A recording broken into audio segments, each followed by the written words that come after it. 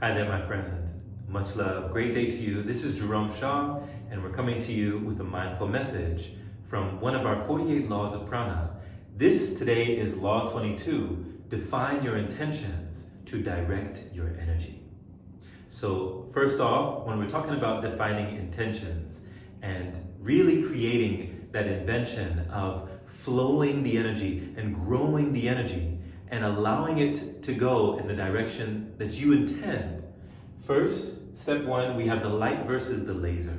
So when you think of the light versus laser, just think of a visual, use your imagination or a visualization of light dispersing in a room. Now that same photonic light that disperses can be focused into a laser that penetrates with that laser beam going through the concrete or going through rock or going through steel. It can cut, right? The same photonic energy, the same photonic light that can be dispersed and light a room, light an area, can be harnessed, and it can even perform laser surgery. So you know why neurosurgeons, why doctors, why people who do laser surgery get so much, they're paid the big ones, because it is focused. The energy is focused. So that's what we want to do with our energy, even in the Pranic Living path, even for Breatharian practitioners. We want to focus that energy. We don't want it to just be willy-nilly all over the place. We want it to be more like a laser. So the second we have here, clarity is your compass. If you can imagine yourself lost in the wilderness, lost in a forest, or even lost in a desert, if you have a compass at your disposal, or maybe back in the days they used to use the constellations, they used to follow the stars, right? Or follow the sun. The sun rises in the east and it sets in the west, right? So if you understand that, then you know best. When it rises in the east, it sets in the west, you don't have to guess, right? So clarity can be like that. Clarity can be your compass in life that can direct you, that can be your North Star pointing you to where you want to go.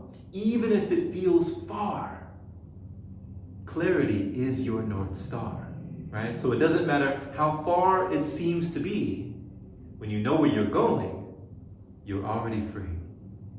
Next, we have finding your why. So when you understand your why, you can accomplish any how. There is no how that you cannot accomplish when you have a strong and powerful why. So you may end up in a place, and you may end up in a space, and you may have been trying to chase, or you may have been running a race, and you end up somewhere and you wonder, how did I get here? How did I get here?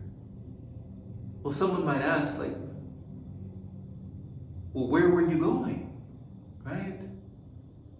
And why? Why were you going there? What was the reason? Did you know why you were running in the first place?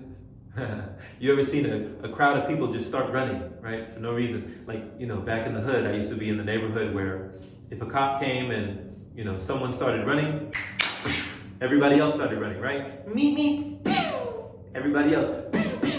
Like Speedy Gonzalez, right? Like the road runner. Everybody just started running. As soon as they seen one person running, everybody else is running, right? Because somebody, maybe somebody got a warrant out for their arrest. Maybe somebody, who knows, right?